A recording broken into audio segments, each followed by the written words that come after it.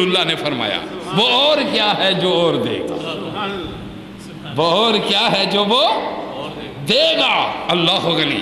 فرمایا صحابہ کرام کا اس پہ اتفاق ہے۔ حضرت ابوبکر صدیق رضی اللہ عنہ، حضرت حذیفہ، حضرت ابن عباس، سعید ابن المسیب، ابن ابی لیلہ، مجاہد، حضرت عطا، حضرت دہاق، حضرت قتادہ رضوان اللہ علیہم اجمعین، ان سب نے متفقہ طور پہ یہ بیان فرمایا کہ وَزِيَادَةً، وہ رب نے جس کا کہا کہ میں کچھ اور بھی دوں گا، وہ دیدار خدا کے سوا کچھ بھی نہیں ہے، وہ دیدار ذات کے سوا اور کچھ بھی نہیں ہے۔ ذرا توجہ دیجئے، کچھ لوگ خدا کے دیدار کے متمنی ہوں گے، انہیں جنت بالکل اچھی نہیں لگے گی، چونکہ جنت کے مزے تو وہ یہاں لے چکے، جنت کے لطف وہ یہاں رہ کے جنت میں رہے۔ کیوں رہ کے یہاں جنت میں رہے؟ کہ انہوں نے ثابت کر دیا کہ ہم جہاں بھی رہیں جنت میں رہتے ہیں، ہم جہاں بھی رہیں کس میں رہتے ہیں؟ جنت میں رہتے ہیں۔ اور جہاں بھی رہیں جنت میں کیسے رہتے ہیں؟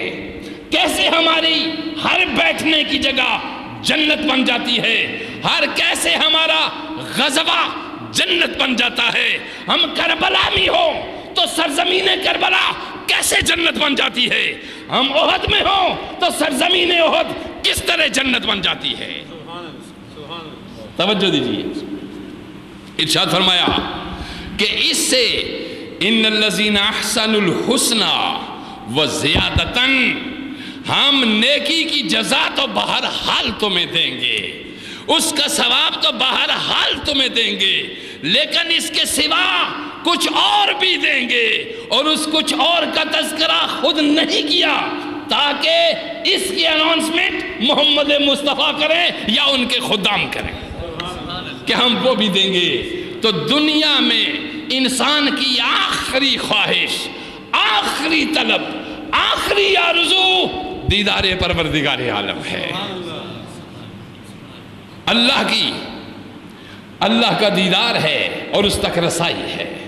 اب یہاں پہ ہم جب آپ کو یہ بتا چکے، صاحب ابن کثیر نے یہی لکھا کہ اس زیادہ کے معنی ہے دیدار الہی، اللہ کا دیدار۔ تو دیدار الہی کیا چیز ہے؟ یہ اہل دیدار سے پوچھئے، دیدار کیا چیز ہے؟ یہ اہل دیدار سے پوچھئے۔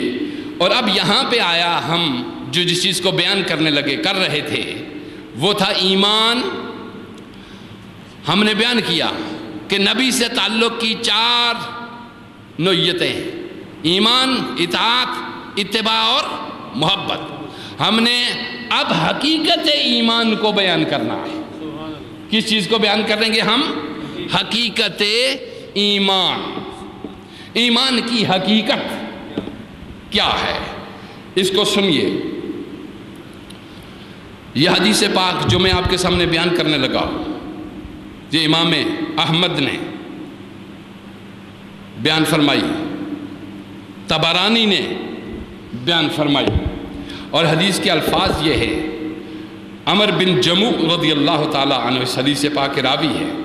آپ فرماتے ہیں قال رسول اللہ صلی اللہ علیہ وآلہ وسلم، ہمارے آقا، ہمارے سردار جناب محمد مصطفیٰ صلی اللہ علیہ وسلم نے فرمایا، کیا فرمایا؟ فرمایا لا یحق العبد، حقیقت ایمان بیان ہو رہی ہے، لا یحق العبد حقیقت الایمان، بندہ اس وقت تک ایمان کی حقیقت کو نہیں پا سکتا۔ بیان ہو رہا ہے حقیقت ایمان۔ ذہنوں کو کھولیے، انہیں کشادہ کیجئے، اس کے اندر نالج بھریے، اس کے اندر علم بھی ڈالیے، اس کے اندر حکمت بھی ڈالیے، اور اس کے اندر محبت بھی ڈالیے۔ فرمایا لا یحق العبد حقیقت الایمان، بندہ اس وقت تک حقیقت ایمان کو نہیں پا سکتا. کب تک؟ حتی یغضب للہ و یرضا للہ. وہ ایک معیار نہ قائم کر لے، وہ ایک معیار قائم نہ کر لے. معیار کیا ہے؟ ارشاد فرمایا وہ اگر کسی سے ناراض ہو تو صرف اللہ کے لیے ہو، اور اگر کسی سے راضی ہو تو صرف اللہ کے لیے ہو. توجہ دیجیے، یعنی معیار رضا اور معیار ناراضگی. کسی سے ناراض ہو تو صرف اللہ کے لیے ہو، اور کسی سے راضی ہو تو صرف، یعنی معیار رضا یہ ہے کہ کسی شخص سے اس کی کوئی ناراضگی نہیں ہونی چاہیے، اگر ہو تو اللہ کے لیے ہو. کہ اس نے کوئی حدود الہی کو پھیلانگا ہے، اس نے کسی حرام کو اپنے اوپر حلال کر لیا ہے، اور وہ حرام کی راہوں پہ چل رہا ہے، اللہ کی راہوں کو چھوڑ دیا ہے، اللہ کی راہوں سے باز آ گیا ہے، رسول اللہ صلی اللہ علیہ وسلم کی راہیں اس نے متروک کر دی ہیں، امن اور انصاف اور بھائی چارہ کا فروغ اس کی زندگی سے ختم ہو گیا ہے، حقوق دینے کی بجائے حقوق چھینتا ہے، غریب کو بھوک مٹانے کی بجائے اس کا نوالہ بھی چھین رہا ہے. فرمایا یہاں پہ اگر تم کسی سے ناراضگی کرو گے تو وہ ناراضگی اللہ کے لیے ہوگی، اور کسی کی رضا دیکھو گے تو وہ کس کے لیے ہوگی؟ اللہ کے لیے. حتی یغضب للہ و یرضا للہ، یعنی اس کی رضا کا مرکز اور محور صرف ذات الہی ہے. صرف کون سی ہے؟ ذات.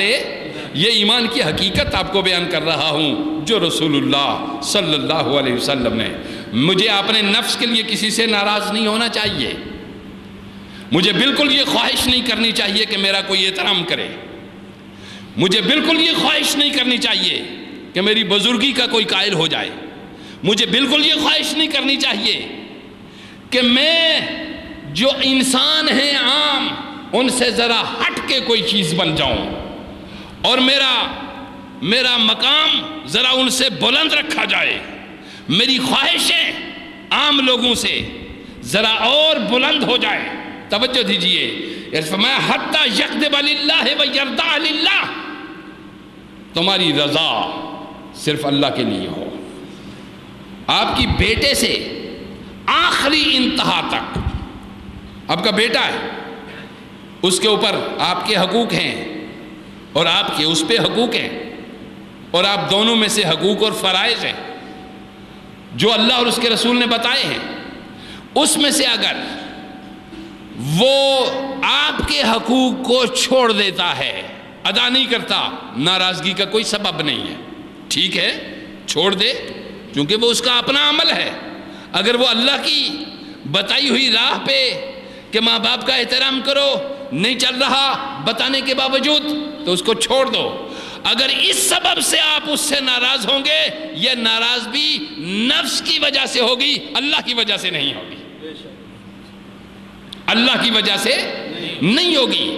اللہ کی وجہ سے ناراضگی کیا ہوگی کہ اس نے جھوٹ بولنا شروع کر دیا، تم ہزار سمجھا چکے، اس نے نہیں مانا، اس نے رشوت خوری شروع کر چکی، خود بھی حرام کھا رہا ہے اور پورے خاندان کو حرام کھلا رہا ہے. آپ نے پوری کوشش کر لی کہ اس حرام سے اس کو چھڑایا جائے، جان اس کی بھی بچائی جائے، چونکہ یہ آنکھ اس کو آگ کے اندر لے جائے گی. اب اگر آپ کی بات اس نے نہیں مانی، آپ اس سے ناراض ہو گئے، تو یہ ناراضگی کس کے لیے ہوگی؟